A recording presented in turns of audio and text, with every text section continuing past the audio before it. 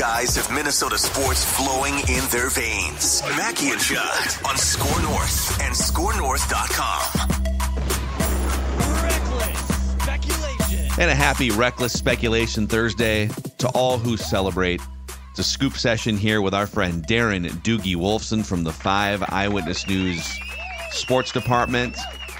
We will talk Vikings. We will talk Twins trade deadline fallout. But first, let's draw your attention, the great audience of SKOR North here, to SKORNorth.com/auction, where all week long we are raising money for a great cause, the Courage Kenny Rehabilitation Institute, which helps children and adults that have suffered life-altering injuries or some other debilitating event get back on track as much as possible. And we've got a bunch of amazing experiences and items up for bid, or buy it now. And I just want to say this, all right? I know that Twins fans are upset about the lack of activity at the deadline. There's even a couple players apparently anonymously in the clubhouse that are not happy. But despite that, we are throwing a party on September 11th on the Twins executive balcony. $99 tickets if you want to hang out in an area of Target Field overlooking the skyline, one of the best ballparks in America, and hang out with the SKOR North Twins show. Cheers a few beverages, eat some snacks. Wednesday, September 11th. When these are gone, they're gone. $99 each. You can buy one ticket. You can buy a bunch. Bring some friends. SKORNorth.com/auction. You can find those on the buy tab. And once they're gone, they're gone. But hey, let's put our feelings aside here about the trade deadline. This team can still win a division. They can still get to the playoffs. It's still a very good team, and we're going to have some fun on September 11th, 6:10 first pitch, Twins, Angels, all proceeds benefiting the Courage Kenny Rehabilitation Institute. SKORNorth.com/auction. A bunch of other things that you can check out there, too. Great cause, too. Like, they do such good work. I mean, that's the bottom line, right? It's the cause. Exactly. And hey, Target Field remains the best outdoor bar in Minnesota. Plus, damn right, there's a good bet that September 11th's game will have some sort of meaning.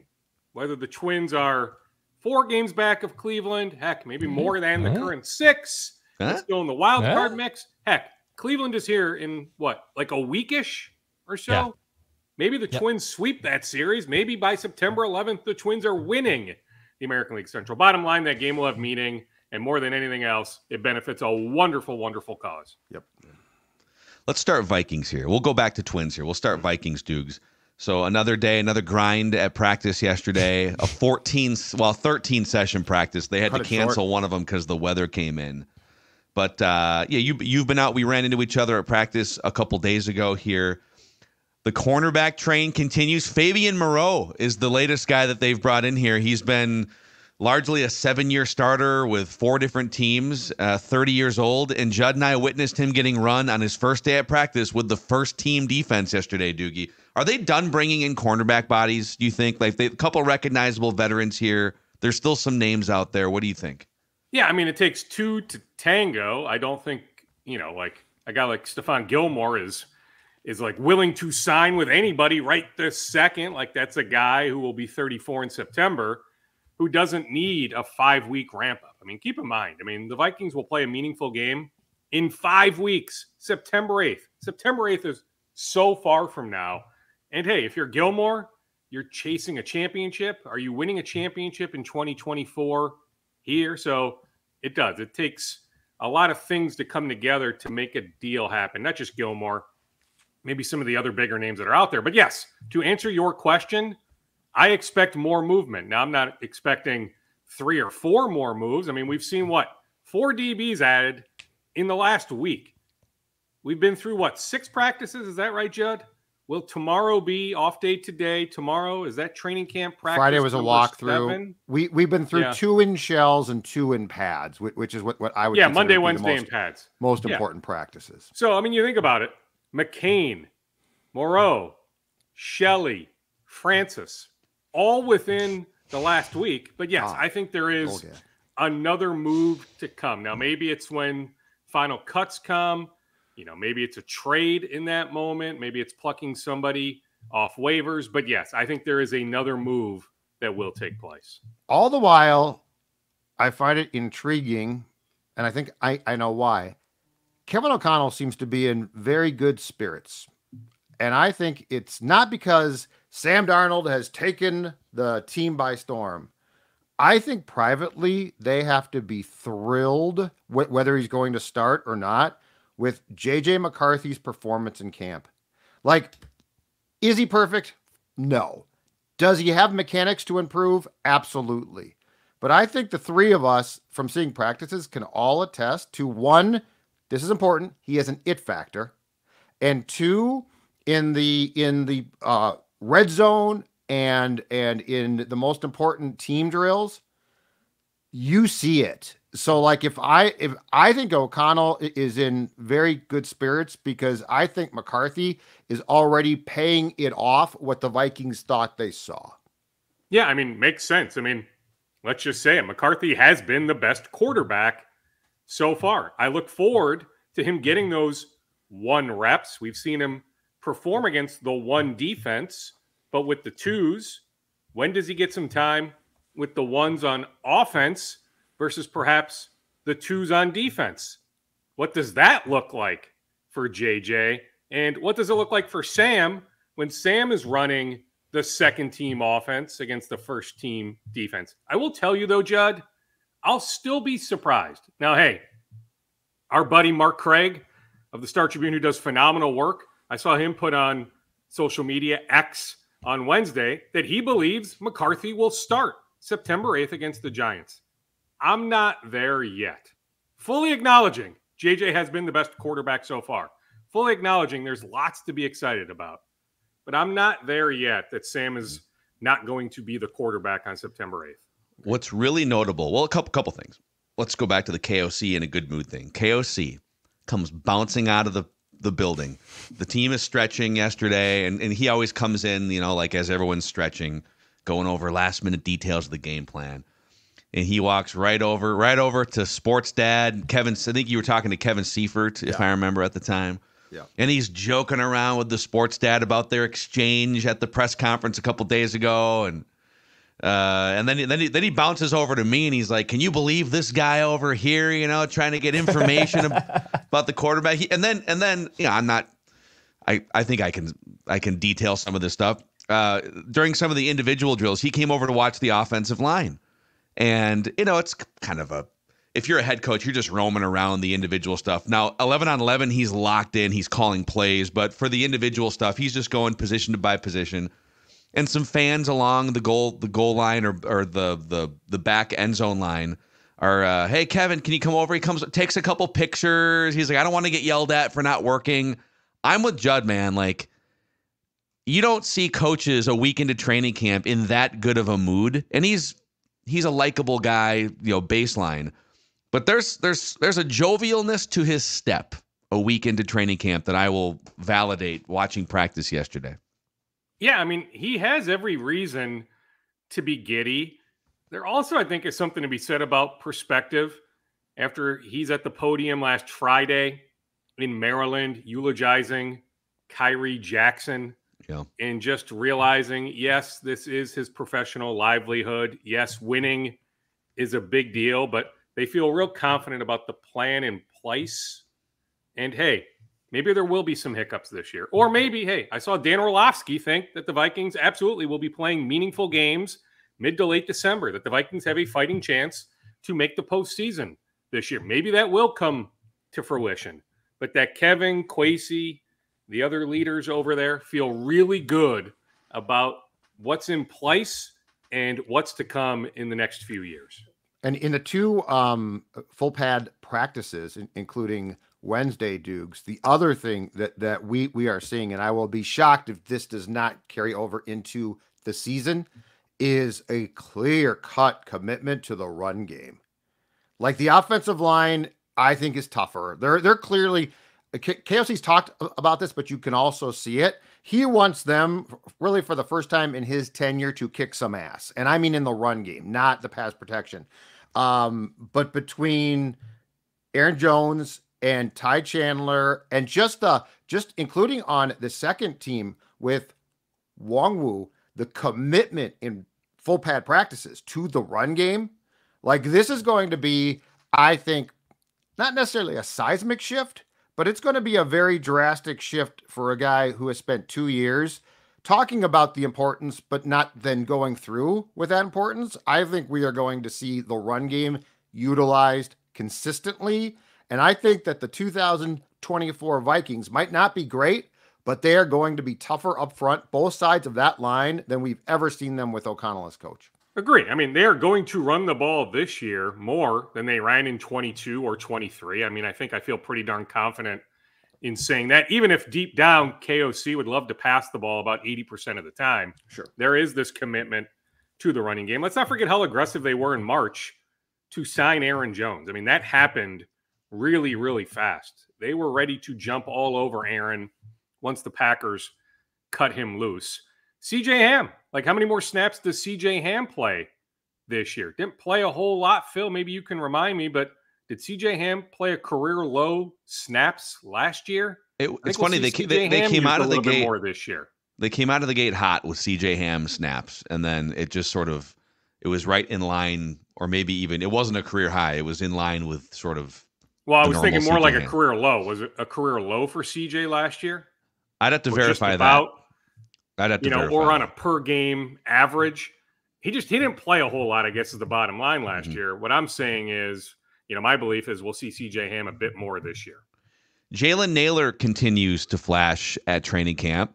Gabriel Murphy also continues to flash and be used at sometimes the first team defense, edge rusher, undrafted free agent. How is he not drafted? And I can tell you, Dude, privately, there's a lot of positivity about Murphy. There really is. Even before the last week plus, like going back to rookie minicamp, OTAs, minicamp. A lot of people in Egan are excited about Gabriel Murphy. I don't know how he wasn't a 4th-round pick or a 5th-round pick. That one is odd to me. But yes, he has continued to impress. I mean, we think about this time last year, speaking about Ivan Pace Jr., how he's making all these plays. It looks like Ivan's got a bright future. I'm starting to think we can start having those conversations about Gabriel Murphy. That's remarkable. I will say this. I think that if you go through, especially the team drills and pads and practices, I think Gabriel Murphy has flashed as much, if not more, so far than Dallas Turner. And Turner's being used, but like Murphy, you can see things, and I mean, it's a gradual process. It's not. This is not a slam on Turner. But my point is, Brian Flores isn't going to mix you in with the first team unless he sees something. He's not into charity cases. So if he does not see something, especially at a position of depth, you're not going to play. So it's impressive. It's impressive. But I'm telling you right now, I think one thing is, starting in 2024, there is going to be a premium put on toughness up front, and this team being able to take a punch, which I don't know that they have been necessarily great at in 2022 and 23. Well, I mean, that's why they invested what they did in Blake Brandel. I mean, I think they think that there's more toughness there than, I guess by comparison, Dalton Reisner, right? And hey, I'm a Dalton guy, but like all signs point to Blake being the starting left guard on September 8th. I think that has a lot to do with it, that there's a meanness, a toughness that they see in Blake, maybe more so. It's not a knock on Dalton, but they see it more so in Brandel. Yeah. Let's any other Viking stuff real quick before we transition to some other things, including Twins trade deadline fallout, Dukes? Nothing else jumping out to me right in this moment. I mean, I will acknowledge the Tristan Wirfs extension down in Tampa. It's a good reminder that Rob Brzezinski, being proactive. I mean, it's not like Drew Rosenhaus, Darisaw were like knocking down the door. Let's get this done right now. I mean, the Vikings were aggressive. And, hey, I'm not sure Darisaw would have been able to make the case to surpass Wirfs anyway. But the idea was, let's get this deal done before Wirfs, before Rashawn Slater with the Chargers. And still nothing on Cam Bynum. So I'm starting to think, Phil, is that more just the way that Kwesi thinks about spreading out the money?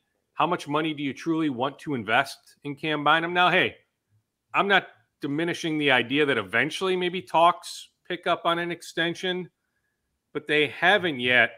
And hey, he's looked as good as anybody in camp. I mean, Darrisaw certainly has. But when talking about defensive players, Cam Bynum has made a lot of plays so far. He made a lot of plays last year.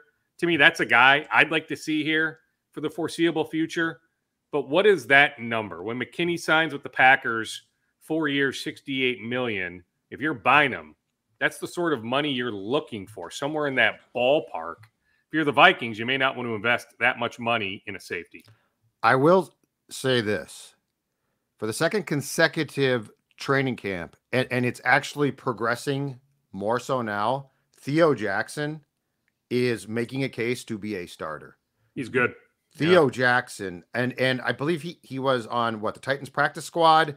The Vikings wisely signed him off of that practice squad, but every single practice, that guy flashes. Every single practice. Now Harrison Smith's probably done after this season, so you can easily make a case that Theo Jackson can play alongside Cam. But I'm just saying Theo Jackson gives them not just depth, but he would start for a lot of teams at safety right now. Oh, absolutely. Love Theo Jackson. I should also note that Chet Griffin told us being Channel 5 on the TV side at Hubbard Broadcasting, that his hamstring is progressing nicely. I mean, Shaq should be back on the field here pretty darn quick. I'm also trying to think on the injury front. Robert Tonyan, back spasms. So that looked scary yesterday when the cart comes out. But all things considered, he escaped major injury. So that should be also a short-term setback. Okay. Hey, Nicolay Law is here in case you have a setback. Maybe you've been in a car accident. Maybe you or a loved one has been injured. Well, when that happens, your head can be spinning. Ordinary life can come to a stop. And that's where Nicolay Law comes in with a helping hand. They're just normal, everyday folks, proud to live and serve in the Twin Cities communities. But they're normal, everyday folks who have law degrees. And they're here to help you get the compensation you deserve after an accident. Russell Nicolay and his team, big Minnesota sports people too. I see those Twins billboards. Obviously, you've seen him, as you do on the YouTube channel here, roaming around the U.S. Bank Stadium. You can start your path to winning at nicolaylaw.com or give them a call at 1-855-NICOLAY. Get Minnesota's local award-winning injury lawyers. Get Nicolay. And, hey, the Twins are playing an historically bad baseball team this weekend at home. How about a sweep? How about you get your butt out to Target Field? Twins.com/tickets. 612 Saturdays, $6 beers, $1 snacks, $2 food. Sunday kids days. I know people are trying to digest a less than active trade deadline, but the Twins are still well above 500. They're in playoff position right now. They've got a bunch of fun players offensively. So check them out, twins.com/tickets. Yeah, it feels, Doogie, just to get into the Twins here as we transition. Dan Hayes has a story in The Athletic today from New York citing a couple unnamed players, one in particular that's not happy about the lack of activity, and then another one that... I know who that is. Yeah, okay, keep going. No, and then another one who spoke on behalf of sort of other players saying it is disappointing. So it's, the Twins are not happy. Fans are not happy. Like, the players aren't happy. Fans aren't happy. What's your read on what happened? Like, Derek Falvey basically said, well, the division teams were asking for Walker Jenkins. It had nothing to do with finances, despite the national credible public reports. But what are your thoughts on what happened? I mean, I don't think the White Sox were asking for Walker Jenkins for Eric Fetty. Correct. All right, so... I don't think the Tigers were asking for Walker Jenkins for 2 months of Jack Flaherty either. I don't think Flaherty talks ever got off the ground. Yeah, I mean, the Twins certainly inquired with Detroit, but I never got the sense that Flaherty was a realistic option. Yeah. Like, I remember going back to when Dylan Cease got moved by the White Sox. The Twins engaged Chicago. In that moment, yes, the White Sox were asking for the moon. And yes, not only with the Twins, if you check with people with the Royals or elsewhere in the division, the word is the White Sox, like, it's hard. Not that it's impossible, but it's hard if you're in the division with them to make trades, that they do ask for the moon. But I don't think they asked for Walker Jenkins for Eric Fetty. The Twins were definitely engaged with Toronto on Yusei Kikuchi. You look at the price Houston paid for Kikuchi, I guess I get it. Like, I don't know if I would have given up all that. The Astros gave up a good amount for Kikuchi, but the Twins had all sorts of interest in Kikuchi. There were some guys the Twins inquired on, like Cal Quantrill, that ultimately didn't get moved. But yes, I get it. It was a disappointing trade deadline. To be the last team in baseball to make a move, to only end up with Trevor Richards, who has an ERA of 16, or I guess the calendar now flipped to August, but for the month of July had an ERA of 16, right? I mean, there's some people upset about the Josh Stallman move. That, okay, maybe he wasn't great his last few outings, but really, is Richards that much of an upgrade over Josh Stallman?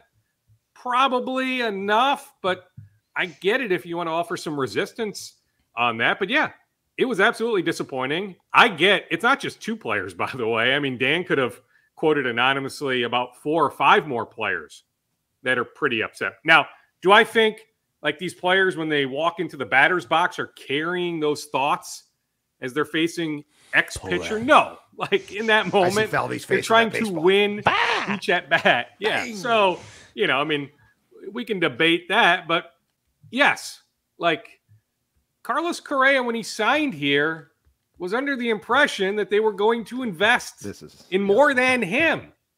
Right. And so, yeah, I mean, he said he was going to go to the front office, provide a bunch of names. And hey, I don't think they ended up with any of the names on Carlos Correa's list. So there's no other way to spin it. To me, it was a disappointing trade deadline. And Derek Falvey did have enough leeway, I'm told, to add some salary. I'm not suggesting $8 million or $12 million. Declan, I know you brought up on the Twin Show the Max Kepler talk with the Yankees. Hey, they had interest in Kepler going back to 2022. So the Yankees like Max Kepler. I think that would have been a situation, Declan, I think you laid this out, right, that if Jack Flaherty had gone to New York, then Nestor Cortez would have been in play. And I do think there are some Cortez fans here in Minnesota, but once Flaherty went to the Dodgers, that wasn't going to come to fruition. Plus, we found out in that moment that Garrett Cole, nothing long-term, but had to be scratched from a start. So I don't know if the Yankees were like, okay, let's move a starter. We may need some insurance here. But yeah, the Yankees certainly have interest in Max Kepler. And hey, Derek was willing to listen on Max Kepler, but I don't think anything came super close on Kepler. So, Dukes, let's talk about the future now, because, like, yes, this is frustrating in the moment, going back to the winter when the payroll came down by approximately $30 million. But let's talk about, like, if this is truly, and I believe it, it's tied up in what they are or are not getting from Diamond Sports Group or their provider, their TV partner. There's a very real chance, and it should, for the betterment of the product, they're in a 1-year contract with Diamond, okay? There's a very real chance that they will now go off on their own in cooperation with MLB to do their own TV next year. And where that's great like is San Diego, like Arizona. Exactly. Those games get streamed in market. The blackouts are lifted. Eureka. A guy who's 25 or gal can watch Twins baseball. But if you brought your payroll down by 30 million, and let's just say for the sake of this discussion, we know it was at 54. And I think it's down to, let's say, 40 right now. So you still get a check. It's just not as big a check. If they go at this with MLB as their partner, they're going to have to sell commercial time. Like you do, you are not going to just get a flat check. What are we looking at here? Like if you're going to cut your payroll by a significant amount when you're still getting a rights fee check, what happens when, okay, for the fan's sake, you actually have a better product on TV or on your computer, but you now are eliminating a rights fee? Yeah, I mean, sing it, Judd. I mean, heck, when you cut payroll after winning a playoff series for the first time in 21 years, the optics on that, it's horrible. Yes, I mean, heck, I would have told you, Judd, in early May, there was an outside chance the Twins would offer Max Kepler a qualifying offer. No way now. Like, Max Kepler, gone, right? So, I mean, that's the fallout, right? Manuel Margot, gone, right? Look at all the expiring contracts. They're not going to bring those guys back. Hey, Matt Wallner, who all he's wanted is playing time because teams have called about him endlessly. He's going to get a lot of playing time for the next few years because he'll be at a relatively low number. But yeah, you're right, Judd. And hey, we found out about all these teams, in this predicament, getting these $15 million checks from Major League Baseball. The payroll was cut. It was a little below 30, like 27-ish, 28-ish million. But yeah, the optics just absolutely stink. Now, I will say there are still some opportunities. Like we saw it last year. The Twins put in waiver claims on guys. I think we might see some teams, say, okay, we're done. Let's throw the towel in. Like a team like the Cubs or the Giants. Like there's a reliever like Hector Neris who's on a 1-year deal. Does he hit the waiver wire on August 20th where there's still an opportunity for the Twins to pluck somebody? The Guardians had waiver priority last year and wanted to block the Twins. And I'm telling you, like Giolito, it was a couple other guys, Lopez. The Twins put waiver claims in on those guys last year. So I just wonder if the Twins do that again. I'm not, again, suggesting the Twins are about to add, $8 million to their payroll. But if we're talking a guy like Neris who can help in the bullpen, plus we don't even know what the Brock Stewart future looks like with yet another setback. Like, can we even say with any sort of confidence that Brock Stewart is going to be back this year? Like, he needs to get his rotator cuff right. And so that might still be a bit. So when thinking about the Twins bullpen in October, you thought, hey, how nice would it be to have Brock Stewart pitching in the 7th or 8th inning? I don't know if we know that. There's just too much uncertainty on that front right now. But if somebody like Neris or some other reliever hits the waiver wire, I wouldn't necessarily rule out the Twins putting in a claim. Now, the question is, does that player get to the Twins or does some other team above them block them? But I'm just saying that's another pathway to adding some talent before the month is over. Yeah. Duke, let's go rapid fire scoops here. What else is left in your scoop bag on this Thursday? I'll be curious to hear PJ Fleck was at Dunkers this morning, so I'll get a recap of that at some point. The Gopher football team will be at the Twins game on Sunday. So maybe another reason, right? Hey, outdoor bar. Maybe you want to meet Max Brosmer or hang out with Darius Taylor. I don't know exactly where the Gopher football team will be sitting, but they will be at Target Field on Sunday. Happy for my guy, Nooni Omat. If you watched USA basketball against South Sudan, he had 20-something points yesterday. He's from Matamidi High School. Didn't play varsity basketball at Matamidi until his senior year. I did some stuff with Nooni pre-draft back in 2018. Just a reminder of how much talent there is in the world, right? Like, he's played in the G League, but he's never played an NBA minute, a regular season NBA minute. Yet Nooni Omat, 20-something points against Team USA, making good money over in Israel. He played in China last year, but really good young man who's been through a lot, was born in a refugee camp in Kenya way back when in the mid-90s. But really happy for Nooni Omat. Gopher basketball is done. Women, men, summer workouts. We had some time with Ben Johnson on Wednesday. Dawson Garcia progressing nicely. It's what I said a few weeks ago that, yeah, he's going to miss some time here.